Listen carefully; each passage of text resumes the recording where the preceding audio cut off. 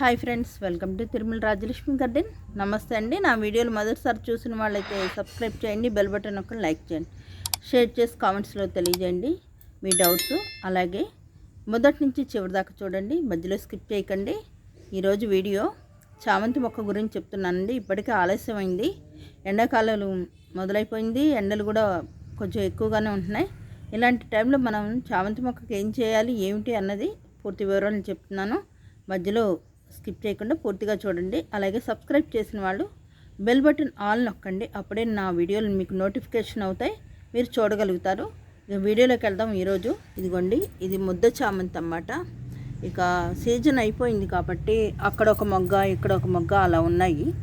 అయితే పువ్వులు కూడా వదిలిపోయండి, కొమ్మలంతా. ఇక పూలు కోసేసాం కదా, అయితే కొన్నేమో ఎండిపోయినట్టుగా ఉంటున్నాయి. ఇలా ఎండిపోయినవి ఇప్పుడు ఇవన్నీ కట్ చేసేసుకోవాలన్నమాట. ఈ కొమ్మలు కట్ చేసుకుంటే మనకి మళ్ళీ చిగుళ్ళు అంటే అంతగా రావు. ఈ కొమ్మలు కట్ చేసేసుకుని పాతుకోవచ్చు ఇంకోలాగా. కట్ చేసేసుకొని పక్క నుంచి అంట్లు రావాలి అంటే మనం ఇప్పుడు ఇలా చేయాలన్నమాట.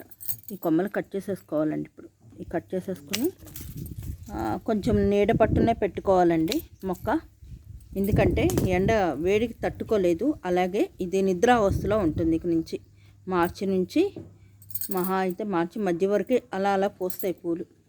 మార్చి చివరి నుంచి పూలు పొయ్యు. ఇప్పుడు మనం ఇలా చేసుకుంటే మనకి నెక్స్ట్ ఇయర్కి వర్షాకాలం టైంకి కొత్త చిగుళ్ళు వస్తాయన్నమాట.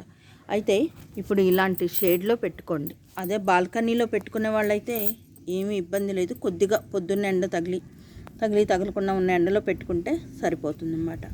అలా పక్కకు పెట్టేసుకుని కొంచెం ఇప్పుడు దీన్ని ఏం చేయాలంటే ఈ మట్టి గుల్లగా చేసుకోవాలండి.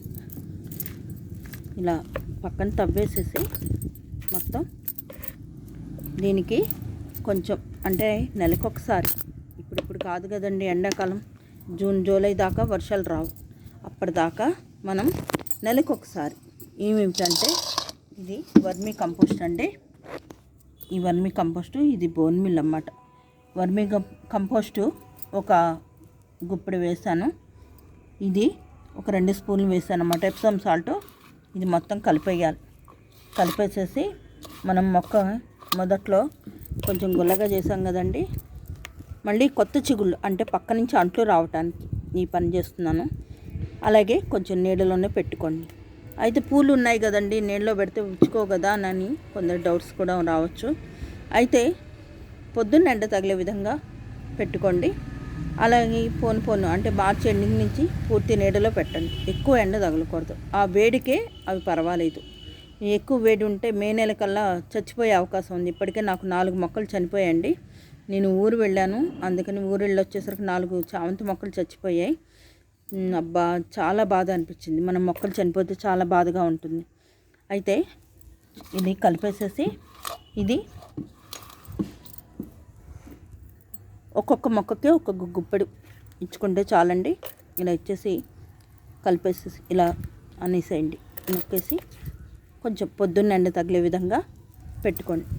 ఇలా పెట్టుకుంటే మొక్క చనిపోదు, పక్క నుంచి అంట్లు కూడా వస్తాయి. అలాగే నాకు కొన్ని కట్ చేసి ఇలా ఇచ్చాను, వాటికి అంట్లు వస్తున్నాయి, మీకు చూపిస్తాను.